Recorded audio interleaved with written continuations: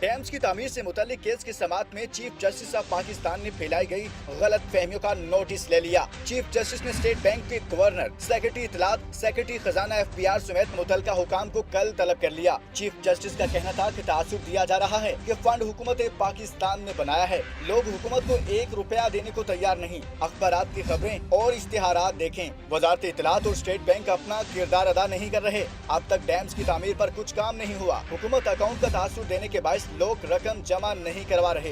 अदालत ने अकाउंट खुलवाया और रजिस्ट्रार इसको देख रहे हैं। कालाबाग डैम के लिए कई लोग रजिस्ट्रार को चेक देकर चले गए। अब लोग कहते हैं हम चप्पल और कपड़े बेच देंगे। पूछता हूँ, चप्पल और कपड़े पहले क्यों नहीं बेचे? किसी को एक ढेले की भी कमीशन नहीं खाने देंगे। चीफ जस्टिस ने अटॉर्नी जनरल को वज़ीर-ए-आज़म से बात करने की हिदायत कर दी। चीफ जस्टिस का कहना था कि स्टेट बैंक ने सबसे ज्यादा तकलीफ दी। 1 घंटे में खोला जाने वाला अकाउंट 3 दिन में खोला गया। पैसा देने वाले अफराद को इधर उधर घुमाया जा रहा है। एडिशनल अटॉर्नी जनरल ने बताया कि मौजूदा अकाउंट में ऑनलाइन रकम मुंतकिल करना मुश्किल है। जस्टिस एजाजुल एहसन का कहना था कि आसानी पैदा करने की बजाय मुश्किलात पैदा की जा रही हैं।